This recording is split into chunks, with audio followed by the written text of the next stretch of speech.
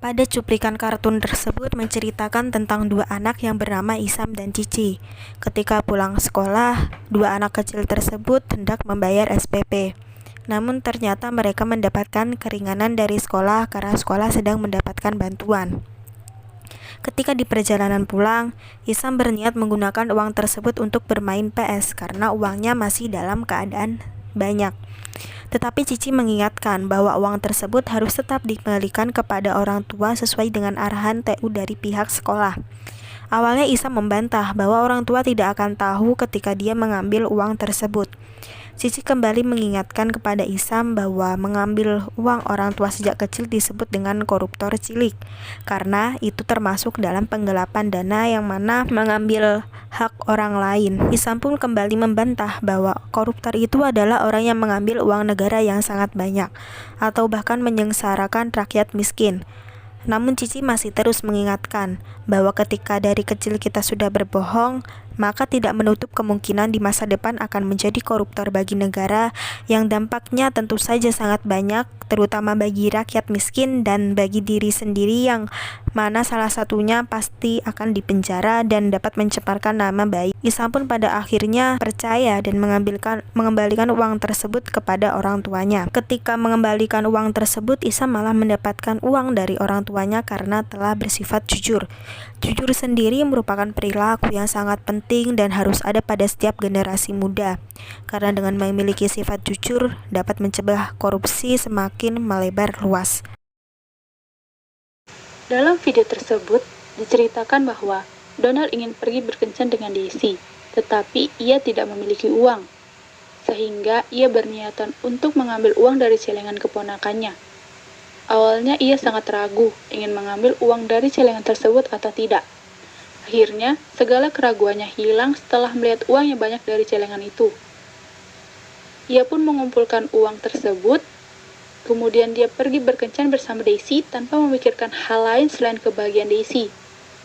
Setelah pergi berkencan dengan menggunakan uang dari tabungan keponakannya tersebut, Donald sadar bahwa perbuatannya salah, sehingga muncullah rasa takut dan perasaan ingin bunuh diri.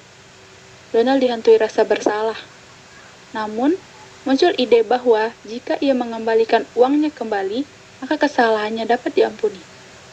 Lalu Donald bekerja keras dan mengembalikan uang ke celengan keponakannya dengan segera karena merasa khawatir perbuatannya akan diketahui oleh keponakannya. Mau bagaimanapun, kita menutupi kejahatan, pada akhirnya akan ketahuan juga. You see, chum? Crime doesn't pay.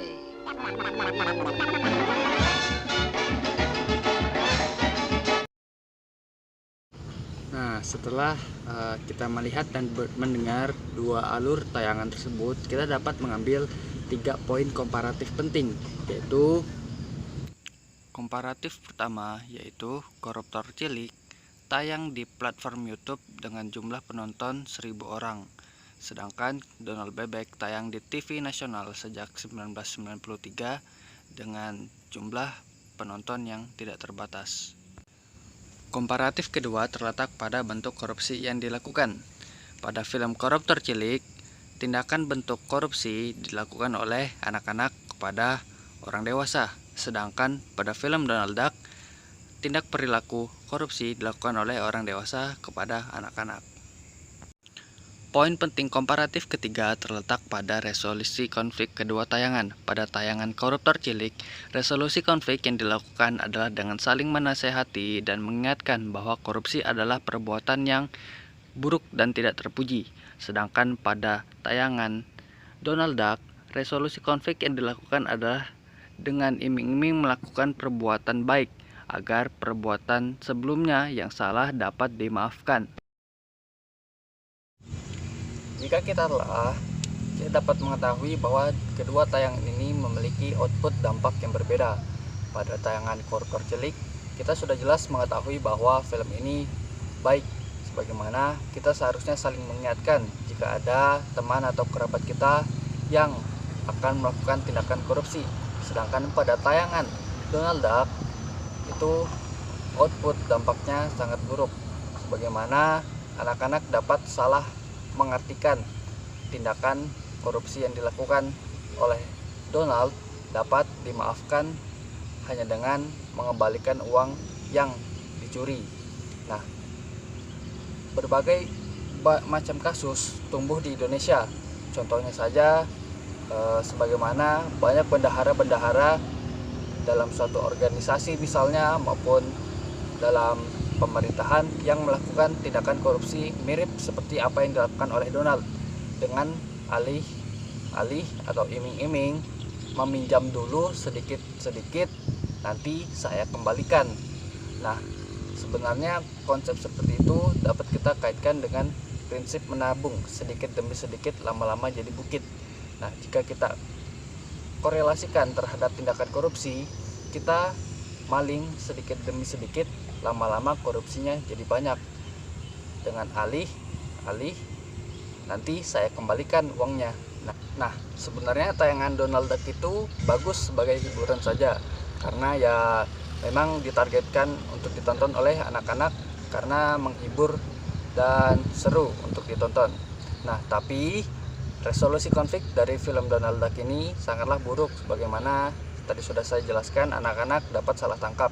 Nah, kita sebagai orang dewasa seharusnya dapat menanamkan prinsip-prinsip nilai anti korupsi kepada anak-anak di sekitar kita, seperti nilai-nilai kejujuran, tanggung jawab, dan kesederhanaan yang tidak ada pada diri Donald dan diri Ihsan sebelum dia diceramahi oleh temannya. Nah, prinsip-prinsip nilai anti korupsi ini merupakan sebuah tindakan non penal atau pencegahan dari tindakan-tindakan korupsi yang mungkin nantinya akan semakin tumbuh di Indonesia.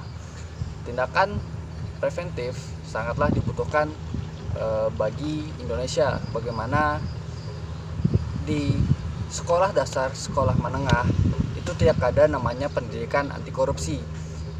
Jadi moral-moral yang ditanamkan di SD, SMP, SMA itu hanya berdasarkan nilai-nilai Pancasila, tidak ada implementasinya ke dalam kehidupan sehari-hari. Nah, kita sebagai orang dewasa dapat menanamkan nilai-nilai moral tersebut tanpa harus menunggu pemerintah untuk melakukan dan membuat mata pelajaran moral anti korupsi di jenjang sekolah yang ada di Indonesia. Dari itu, kita harus mulai sadar terhadap tindakan korupsi dengan tidak hanya selalu menanamkan nilai anti korupsi terhadap diri kita sendiri, tetapi kita harus sadar terhadap keadaan sekitar, terutama pendidikan anak-anak. Terapkan fungsi pengawasan dalam kehidupan interaksi anak agar anak-anak dapat paham mengenai bagaimana bentuk dan dampak dari tindakan perilaku korupsi. Kembangkan mindset anak-anak muda bahwa korupsi adalah tindakan yang buruk karena mengambil hak-hak orang lain. Sebagai mahasiswa, kita harus bergerak berpikir kritis terhadap penyimpangan perilaku yang ada di masyarakat. Tanamkan 5 peran mahasiswa dalam kehidupan berbangsa dan bernegara di kehidupan sehari-hari. Mari bekerja bersama untuk memberantas operasional tindakan korupsi di Indonesia.